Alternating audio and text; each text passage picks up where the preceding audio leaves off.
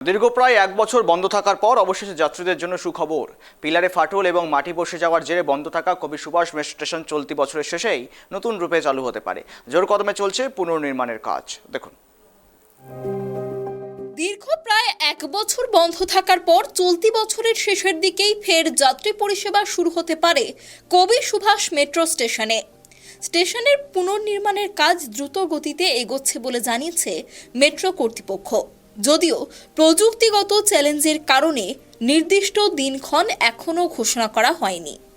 2025 সালের 28শে জুলাই স্টেশনের আপ প্ল্যাটফর্মের একাধিক মূল পিলারে বিপজ্জনক ফাটল ধরা পড়ে। পাশাপাশি অতিবৃষ্টির জেরে স্টেশনের নিচের মাটি বসে যাওয়ায় প্ল্যাটফর্মের একটি অংশ ক্ষতিগ্রস্ত হয়। বিশেষজ্ঞদের পরীক্ষায় ধরা পড়ে সাধারণ মেরামতের মাধ্যমে স্টেশনটিকে নিরাপদ করা সম্ভব নয়।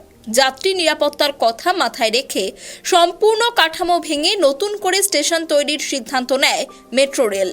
বর্তমানে দক্ষিণেশ্বর থেকে শহীদ ক্ষুদিরাম পর্যন্ত নিয়মিত মেট্রো পরিষেবা চালু রয়েছে। মেট্রো সূত্রের খবর, নতুন স্টেশনের নকশা ইতিমধ্যেই চূড়ান্ত হয়েছে। পুরনো প্ল্যাটফর্ম ভেঙে নতুন প্ল্যাটফর্ম নির্মাণ, ড্রেনেজ ব্যবস্থা শক্তিশালী করার কাজ চলছে। স্টেশন সুপারের ঘর, এক্সক্লারেটর, সাবওয়ে এবং সংযোগকারী অংশের ছাদের সংস্কার চলছে। স্টেশনের দক্ষিণ প্রান্তে তৈরি হচ্ছে একটি সম্পূর্ণ ঢাকা ফুট ওভারব্রিজ।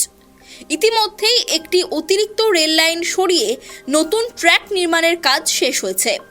বর্তমানে প্ল্যাটফর্মের ভিত শক্তিশালীকরণ এবং কাঠামো উন্নয়নের কাজ চলছে। মেট্রো কর্তৃপক্ষের দাবি, ধাপে ধাপে কাজ এগোনোর ফলে নিরাপত্তার সঙ্গে কোনো আপোষ করা হচ্ছে না। মেট্রো আধিকারিকদের আশা, সবকিছু পরিকল্পনা অনুযায়ী এগোলে 2026 সালের শেষের দিকেই কবি সুভাষ মেট্রো স্টেশন নতুন রূপে যাত্রীদের জন্য খুলে দেওয়া সম্ভব হবে।